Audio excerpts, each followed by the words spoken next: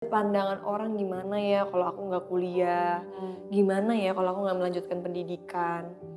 Tapi karir aku nih baru banget Tuhan angkat.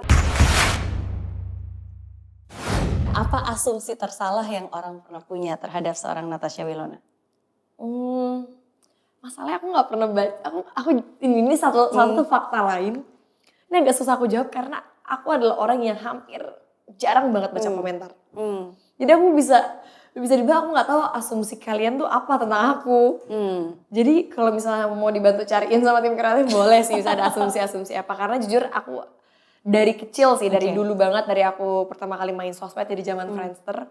Aku bukan tipikal yang hobi bacain komen terus balas komen. Seandainya kayak sekarang aku punya IG, aku balas beberapa komen, itu kan karena komen temen. Jadi kan muncul tuh paling atas, jadi langsung kelihatan harus dibales kan. Karena ini bentuk support dari teman-teman aku. Lebih sebatas itu, tapi aku gak pernah yang sampai nge-scroll terus bacain, atau enggak buka DM, ngecek komen-komen hate apa aja. Gak pernah, makanya aku bingung kalau ditanya asumsi mereka apa ya. Bingung, kalau dari asumsi dari netizen atau orang-orang di luar aku gak gitu tahu. Tapi kalau yang misalnya pernah aku denger, mungkin orang suka beranggapan Wilona itu tuh dingin dan ya aku bilang tadi karena aku diem gitu. diem. Jadi aku dibilang mungkin dingin dan mungkin 1-2 orang berpikirannya dinginnya aku tuh bisa diartikan sombong atau aku terlalu cuek sama sekitar. Mungkin 2 itu. Sedangkan ya yang tadi aku bilang emang bentuk aku tuh gitu. Jadi saat aku di suatu tempat kerja, aku bukan tipikal yang akan membuang semua energi aku untuk bersosialisasi saat itu. Aku tipikalnya tuh membuangnya tuh dikit-dikit, sedikit demi sedikit. Ngobrol itu seperlunya, tapi aku ngerasa bahwa itu tuh bukan ngobrol basa-basi bagi aku. Jadi emang bener-bener aku ingin tanyakan. Aku bukan tipikal yang kayak, iya, tadi lo habis dari mana? Padahal sebenarnya dalam hati aku gak pengen tahu juga sih, cuma yang penting aku senyum aja depan dia. Aku tuh bukan tipikal yang kayak gitu. Aku tipikal yang kayak, oh ya thank you ya udah datang. Berarti aku yang bener-bener ngerasain thank you banget ya gitu. Dan karena aku begitulah mungkin, beberapa orang mikir diem banget sih kok ini banget. Ya emang kadang-kadang aku juga lagi save energi aja. Makanya aku lagi dia main HP, main game. Bukan karena aku gak pengen komunikasi. Setuju. Cuma ya aku ngerasa kayak kita gak perlu menjelaskan bentuk diri kita seperti apa ke semua orang deh. Karena haters akan tetap membenci kamu, lovers akan tetap mencintai kamu apa adanya, mau kamu lagi cemberut, lagi diem sekalipun. Jadi kayak yaudahlah. Setuju, sangat setuju. Apalagi untuk seorang public figure yang sometimes kadang-kadang kayak kita, kayak kamu apalagi gitu kan.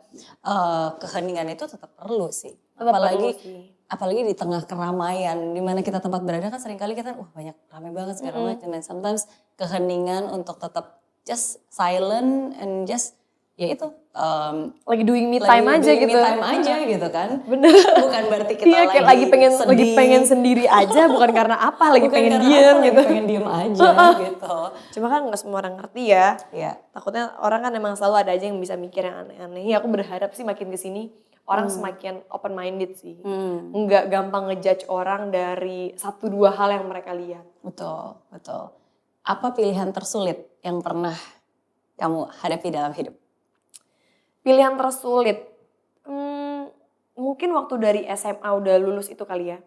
Jadi waktu aku udah kelas 3 SMA mau lulus, tuh mama sempat nanya, apakah kamu mau kuliah atau kamu mau lanjut kerja? Karena di saat itu kembali lagi ke back then, syuting tuh belum sesehat sekarang. Zaman sekarang pola syuting udah sehat aja, tapi masih beberapa orang masih nggak masalah untuk syuting pulang pagi.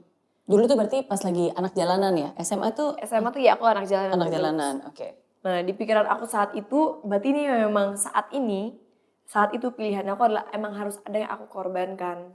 Karena mungkin tadi bilang kita gak bisa rakus semua hal pengen kita gapai, pasti ada aja yang harus kita lakuin the most gitu loh. Saat itu akhirnya mama kayak nanya gimana kamu. Nah disitu aku kayak mikir, tapi aku tuh juga mikirnya kayak aduh tapi pandangan orang gimana ya kalau aku gak kuliah. Gimana ya kalau aku gak melanjutkan pendidikan. Tapi karir aku nih baru banget Tuhan angkat. Ya aku kayak bilang Tuhan kenapa sih sulit banget. Kayak kenapa sih gak bisa semuanya aja aku lakuin berbarengan. Tapi aku sadar di saat itu aku tidak punya pilihan. Karena syuting workflow-nya lagi sangat parah banget. Ya waktunya semua segala macam. Stripping gitu kan? Yes, itu kan Senin sampai Minggu kan. Even kadang-kadang buat gereja kita cuma bisa izin beberapa jam harus langsung balik ke lokasi. Ditambah memang saat itu job tuh lagi bener-bener namanya juga baru, tiba-tiba Iya. nih kelimpahan rezeki, jobnya lagi banyak banget nih, sampai kayak kadang-kadang bingung mau ngapain lagi ya. Iya. Jadi itu bener pilihan yang berat banget. Akhirnya aku discuss ke mama. Aku bilang, "Mah, kalau aku nggak kuliah, kira-kira apa ya tanggapan?" Karena kan kakakku kuliah, ya kan, dia kuliah, bahkan kayak sekarang juga di Kanada dia kuliah lagi. Jadi maksudnya kan emang tiap anak tuh punya jalan hidup yang berbeda, ya kan. Aku bilang, kalau aku nggak kuliah gimana ya, Ma? Surprisingly, mamaku tuh malah ngomong begini, "Kamu percaya nggak, orang-orang yang sukses itu tidak didefinisikan hanya dari orang yang punya gelar sangat tinggi atau orang dengan IQ yang sangat tinggi atau kecerdasan yang sangat tinggi." Terus aku bilang, tapi kan orang beranggapan kuliah itu adalah disitulah kita menimba ilmu, membuka wawasan kita semakin banyak. Terus aku bilang gini, kalau mama pribadi sebagai ibu kamu, mama tidak akan kayak menyalahkan kamu untuk keadaan ini. Karena ini emang keadaan membuat kamu harus memilih. Tapi seandainya kamu tidak bisa melanjutkan kuliah pun, mama tidak akan ngejudge kamu sebagai anak yang tidak berpendidikan atau tidak berhasil. Karena kan maksud aku saat itu pilihannya tuh kayak aku udah ngeliat kakakku dia kuliah bioteknologi kan. Kayak bagi aku pun gue jomplang banget nih, gimana ya apa yang harus gue lakuin ya. Terus aku kayak surprise-nya aku kaget, mamaku open minded banget loh. Bahkan mamaku tuh malah nge-support hal apapun yang hati aku lagi pengen nih. Akhirnya aku berdoa sama Tuhan, Tuhan apa yang harus aku lakuin ya. Terus sampai satu ketika aku kayak ngambil satu titik damai aku, dimana aku kayak ngerasa memang kayaknya aku harus mengambil jalan ini dulu. Setelah ini baru aku bisa menggali ilmu aku dengan cara yang berbeda. Mungkin ada orang yang beranggapan menggali ilmu hanya di sekolah. Majority it's true. Tapi saat kita sudah melewati pengalaman hidup, aku sadar bahwa kita bisa menggali wawasan, ilmu, bisa dari membaca, dari datang ke seminar, dari kita ikut mungkin cuma short course or anything yang sesuai passion kita, apapun yang bisa mengembangkan diri kita. Dan karena itulah mamaku akhirnya membolehkan aku untuk kayak, ya udah mama dukung apapun itu. Tapi dengan tanggung jawab bahwa aku harus buktiin bidang yang lagi aku ambil ini harus berjalan sukses ya. Makanya dari situlah aku bener-bener seriusin banget entertainment.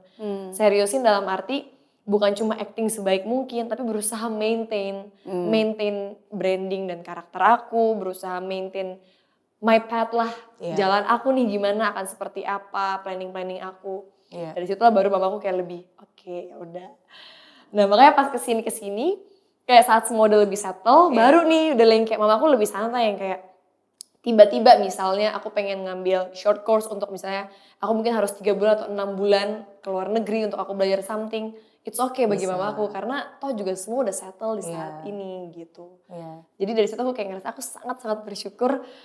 Kembali lagi aku punya orang tua yang super supportive dan sangat open minded. Jadi dia tidak membeda-bedakan apapun passion anaknya. Dan tidak mengkotak-kotakan dan juga tidak bahwa mengkotak-kotakan. Anak itu harus sarjana, harus seperti ini. Di situ aku kayak ngerasa ya udah tenggat deh kalau begitu gitu. Iya, dan yang paling penting kan kamu terus belajar. Tapi kan belajar itu kan nggak harus selalu di pendidikan formal. Benar-benar. Penting kan kamu belajar dari short courses, belajar dari orang yang kamu ketemuin juga, belajar dari pengalaman. Terus ketemu orang-orang yang hebat, contohnya kayak sekarang ketemu Kak Mary Riana, maksudnya banyak hal yang mungkin kalau aku bisa bilang mungkin aku tidak punya waktu bermain seperti masanya anak-anak SD, SMP dan SMA waktu itu, karena SMA pun aku juga udah ambil homeschooling.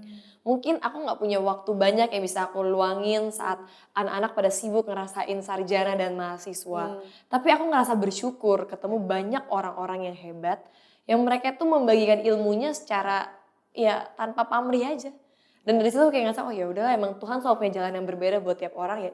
Lakuin aja lah, jalanin aja gitu. Lakukan yang terbaik lah dengan apapun talenta dan kesempatan yang Tuhan kasih. Kan? Bener. Okay.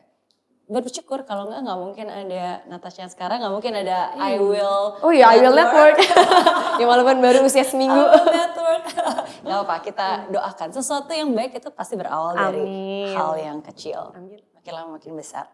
Amin.